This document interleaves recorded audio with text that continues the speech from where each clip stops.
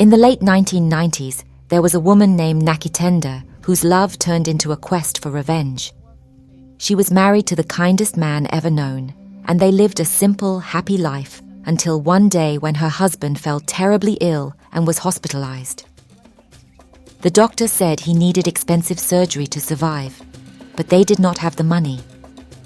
Nakitenda was desperate to save her husband, so she approached his friends and her own for help. She pleaded with tears rolling down her face, but instead of offering support, her husband's friends demanded sex in return for financial assistance.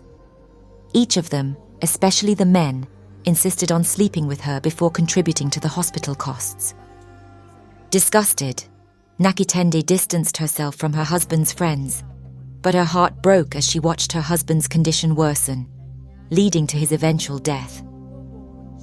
Nakitenda's grief turned into intense anger, as she couldn't shake off the feeling of betrayal from her husband's friends and family. After her husband was buried, she decided to take matters into her own hands. She sought out a powerful witch doctor named Mutulakungo, known in the community for dark magic. Nakitenda politely asked the witch doctor for a way to make her late husband's male friends pay for refusing to contribute to the surgery unless she slept with them. After hearing Nakitenda's story, the witch doctor gave her a charm in a small bottle that felt cold to the touch. The charm was supposed to transfer the wealth of the men she slept with a warning about potential long-term costs. Blinded by her desire for revenge, Nakitenda ignored the potential consequences and used the charm as instructed. One by one, the men who had tried to take advantage of her grew poorer as she acquired their wealth. She felt a sense of justice seeing them suffer as she had with her late husband. However, one night, as Nakitenda lay in bed, the air grew unnaturally cold, and she sensed the presence of the witch doctor Mutulakungo in her room. His eyes shone as he spoke solemnly. "You have used the charm effectively, but the debt must be paid." These words sent a cold shiver down Nakitenda's spine.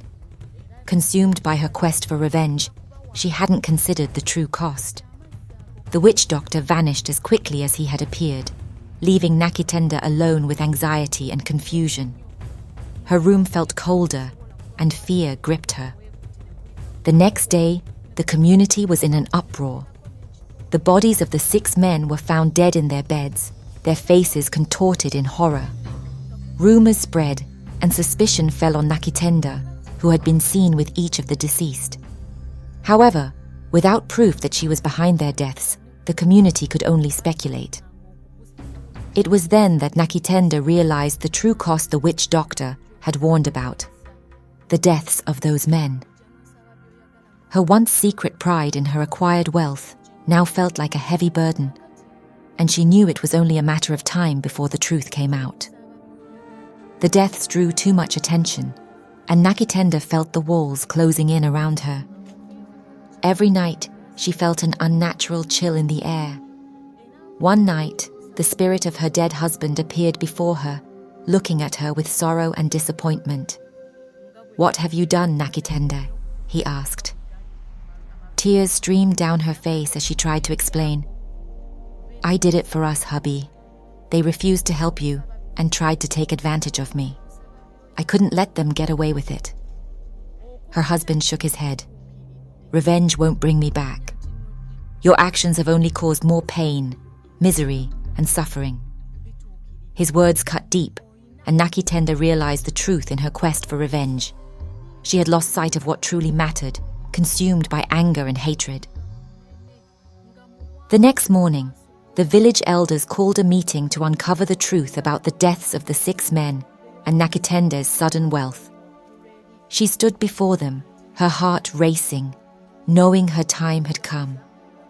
The people watched her with a mix of fear and curiosity. As she prepared to speak, the ground trembled, and a deep rumbling filled the air. The people panicked as ancient spirits seemed to echo through the mist. The elders exchanged worried glances, whispering prayers. This was no ordinary occurrence. It was a warning from the spirits. Suddenly, a figure emerged from the mist, the witch doctor who had given Nakitenda the charm. His eyes glowed eerily as he approached the crowd. "Listen closely, people," his voice echoed. "There has been great wrongdoing among you, and justice must be served." The crowd looked at Nakitenda in disbelief, as the witch doctor accused her of tampering with dark magic for personal gain. "The deaths of these men and the sudden wealth she has acquired are not mere coincidences. She sought revenge and unleashed forces beyond her control," explained the witch doctor. The community erupted into whispers and shouts, their anger and fear palpable. Nakitenda stood up and explained her motives, seeking justice for her late husband and asking for forgiveness.